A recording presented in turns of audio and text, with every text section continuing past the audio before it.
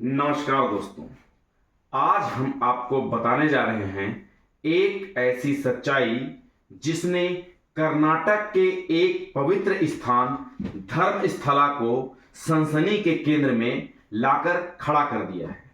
एक के बाद एक लाशें, जमीन के नीचे दबे हुए रहस्य और अब कैमरे की आंखों से भागते चेहरे और मीडिया पर टूटते हमले।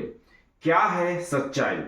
क्या चल रहा है धर्मस्थला के जंगलों में? आइए जानते हैं। आज 7 अगस्त 2025 को धर्मस्थला की खुदाई साइट पर माहौल और भी तनावपूर्ण हो गया। 4 यूट्यूबर पत्रकार जो एसआईटी की खुदाई को कवर कर रहे थे, उन पर स्थानीय लोगों ने हमला कर दिया। उनमें से कुछ गंभीर रूप से घायल हैं और अस्पताल में अभी भर्ती हैं। स्थानीयों का गुस्सा कैमरा देखते ही भड़क गया। उनका आरोप है ये यूट्यूबर लोग टेंपल टाउन को बदनाम कर रहे हैं। लेकिन सवाल ये है, क्या सिर्फ सच दिखाने के लिए किसी पर हमला करना जायज है? पुलिस ने इस मामले में 7 एफआईआर दर्ज की है। 4 धर्मस्थला थाने में और 3 बेल्टांगड़ी में। पीड़ित यूट्यूबर भी शिकायत करता है। इसी के साथ एक और बड़ी बात सामने आई है। नाडा गांव के एक व्यक्ति ने एसआईटी से अपील की है कि गवाह यानी शिकायतकर्ता को हिरासत में लिया जाए। क्यों? क्योंकि वो व्यक्ति एसआईटी के साथ घूमता तो है, पर साथ में वकील भी होते हुए उनके साथ वकील भी होते हैं और वो खुलेआम मीडिया बाइट भी देता रहता है। इससे निष्पक्षता पर सवाल उठने लगे हैं। अब बात करते हैं खुदाई के दौरान मिले सबूतों की। 6 अगस्त को एसआईटी को साइट 1111A से करीब 100 इंसानी हड्डियां, एक खोपड़ी, जबड़ा, जांग की हड्डी और रीढ़ की हड्डी मिली। इसके अलावा मिली एक लाल साड़ी। क्या ये किसी महिला की पहचान बता रही है या ये बस संयोग है? एसआईटी फिलहाल हर बिंदु की जांच कर रही है। कुछ दिन पहले खुदाई की तीसरे दिन 15 हड्डियों के टुकड़े और एक पैन कार्ड भी मिला था। पैन कार्ड से जांचकर्ताओं को एक संभावित पहचान भी मिली। कुछ हफ्ते पहले कोर्ट ने लगभग 8,800 ऑनलाइन पोस्ट, वीडियो और ट्वीट्स हटाने का आदेश दिया था।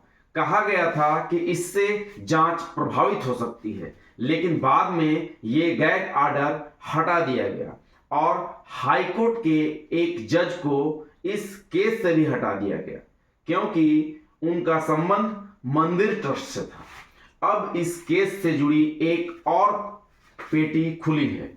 एक व्यक्ति जयंत टी सामने आया है। उसने दावा किया है कि 15 साल पहले एक नाबालिग लड़की की हत्या इसी जंगल में की गई थी।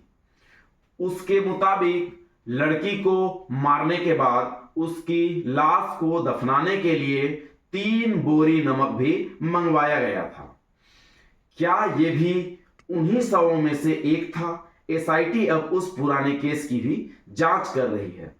अचानक एसआईटी ने खुदाई रोक दी है। आखिर क्यों? क्योंकि कुछ जगहों पर पानी का रिसाव होने लगा है। जमीन पूरी तरह से गीली हो गई है, जिससे खुदाई करना जोखिम भरा हो गया है, या फिर अंदर की बात कुछ और है। चलिए, अभी के लिए ये मैं आप पर ही छोड़ता हूं। अब लोग मांग कर रहे हैं कि खुदाई से पहले एक आधुनिक तकनीक का उपयोग किया जाए, जिसका नाम है GPR, ground penetrating radar. GPR यानी कि ग्राउंड पेनिट्रेटिंग रडार एक ऐसी तकनीक है जो जमीन के अंदर मौजूद चीजों को, जैसे हड्डी, धातु या शव की पहचान कर सकती है, और वो भी बिना खुदाई किए।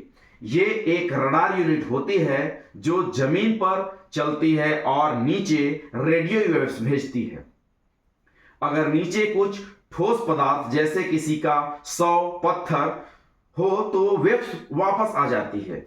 उन्हीं डेटा से एक नक्शा बनता है कि खुदाई कहाँ करनी चाहिए और कहाँ नहीं करनी चाहिए। इस तकनीक से समय की भी बचत होती है, खुदाई सुरक्षित बनती है और सबूतों को नुकसान भी नहीं होता है।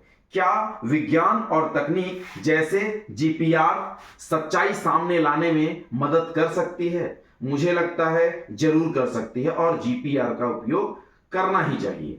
तो दोस्तों, ये कहानी सिर्फ हड्डियों की नहीं है, ये सवाल है उस सिस्टम पर जो सत्य को जमीन के नीचे दफन कर देता है।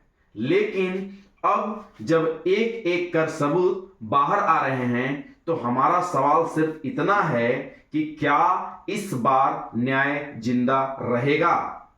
हम इस केस की हर अपडेट आपको देते रहेंगे।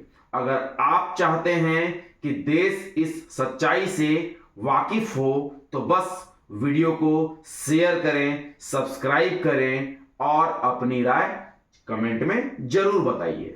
बहुत बहुत धन्यवाद।